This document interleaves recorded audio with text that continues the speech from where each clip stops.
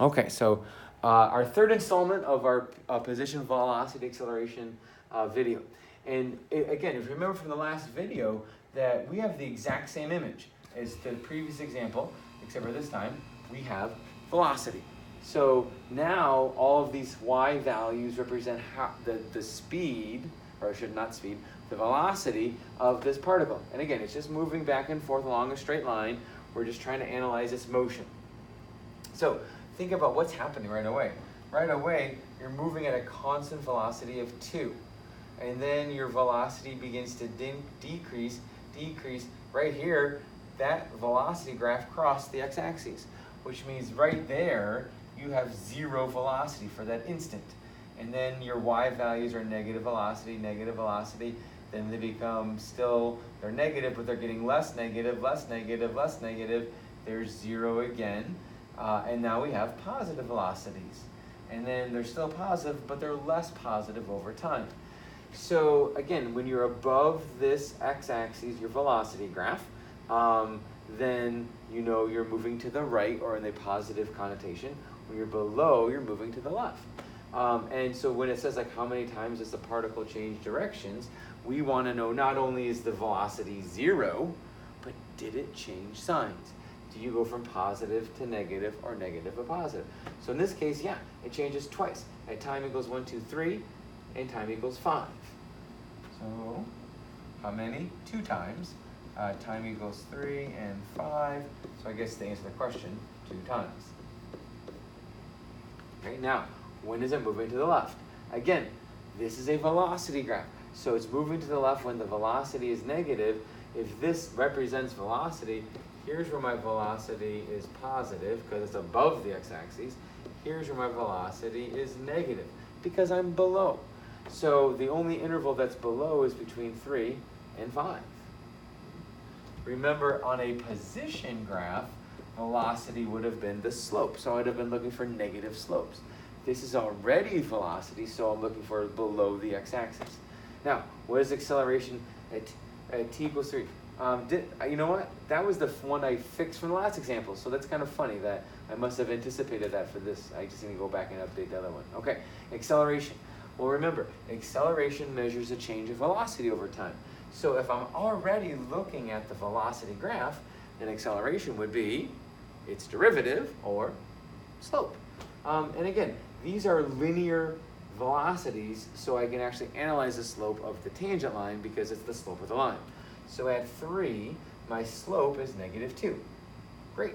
So to represent that as an acceleration value is negative 2 centimeters per second squared, because again, acceleration is the change of velocity divided by time, so that's why we pick up that extra seconds. Okay, now, same question. Is it speeding up, slowing down, or stop when t equals 3.5? I still need to look at the signs. If the signs match, it's speeding up. If the signs don't match, it's slowing down. The direction is depending on velocity. So let's find 3.5. So 1, 2, 3.5. So 3.5 is right here, okay? So look at where I'm at on the graph. Position-wise, I mean, like on the placement on the graph, I'm below. So that means my velocity is negative. I'm moving towards the left. But my slope of that line, which measures acceleration, is also negative. I'm below with negative slope. Well, I have 2 negatives. That means their sign is matching, so I know I'm actually speeding up. How do I justify that? Because I can say they have the same sign.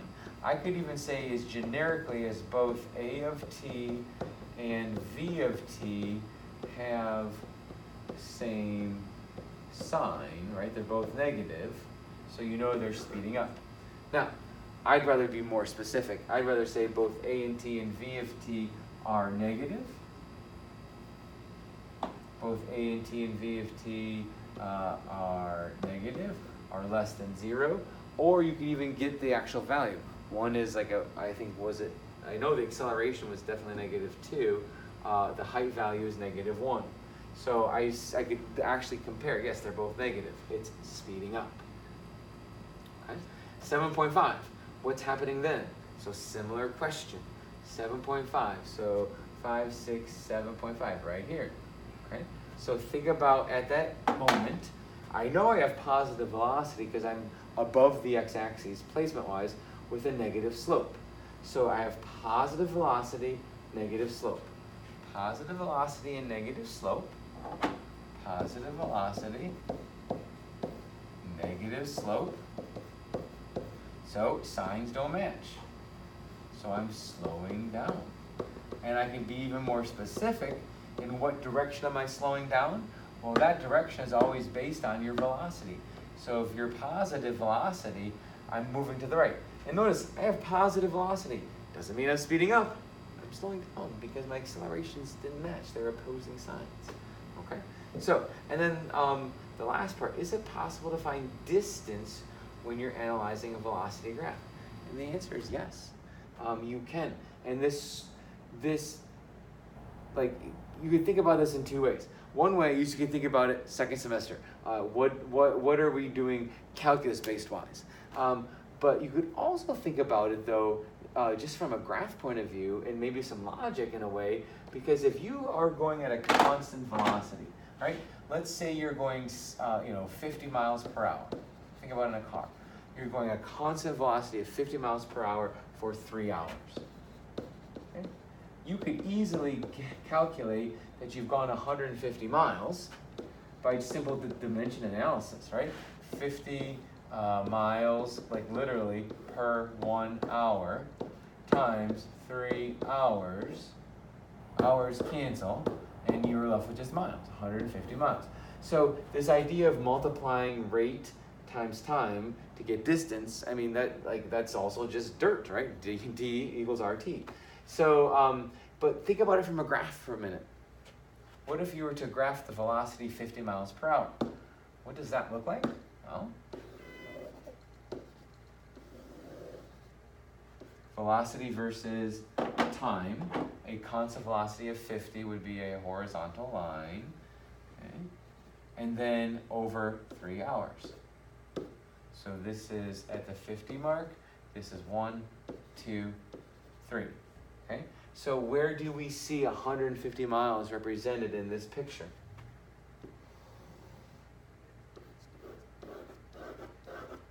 Right there, right? You have a rectangle that's 50 by 3. It's 150 units of area, 150 miles.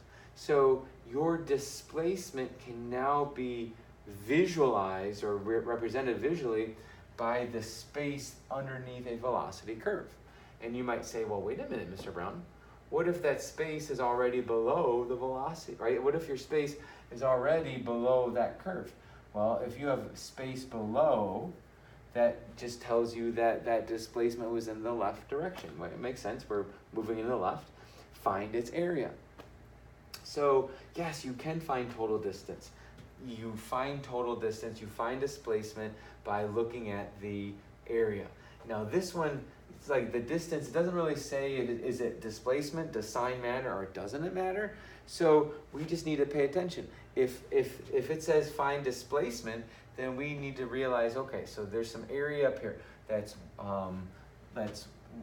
4 plus this triangle here. So this area right here has an area of 5.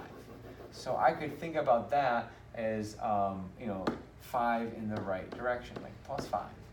This has a area of 2, but it's below, so I could think of that as like a negative 2. This is a triangle 1, 2, 3, 4, 5 by 1, 2, 3, 4, has an area of 20. So I could think about that 20. Let's go blue. Oh, sorry, what did I say? 10. 5 by 4 is 20, half of that is 10, my bad, 10. So it's a positive 10. Let's erase that, make it look nicer. Okay. So, if I want to know displacement, I go 5 to the right, I go 2 back, I go 10 more to the right. So 5 to the right, 2 back, 10 more, or a net change of 13 to the right, because 15 minus 2 is 13. So my displacement would be 13. 13 more units to the right of wherever I started.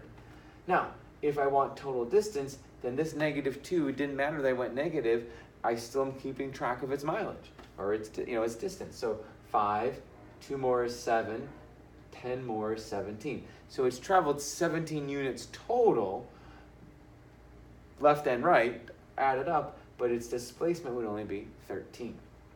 And again, if you go to that note sheet on page 37, it gives you a summary of what if you did have a velocity graph, right? If you had a velocity graph, look at what's happening. I'm analyzing this. The other one is if you had a position graph, how am I analyzing it? And I even talk about like total distance. Total distance traveled is 6 meters. The displacement is 4. Average speed is, right? So you can work out this example just to see, did it make sense? Did it click? You know, did that work out for you? Okay, so again, that's on page 37.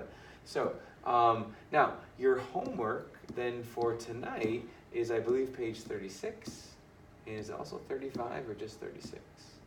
Oh, 30, yeah. So it's 35 and 36. So you're analyzing velocity graphs, position graphs. Some of them you're doing some of the algebra, and then some is just review in terms of like what we've been talking about with derivatives, second derivatives, product rules, quotient rules. So do your best on the homework.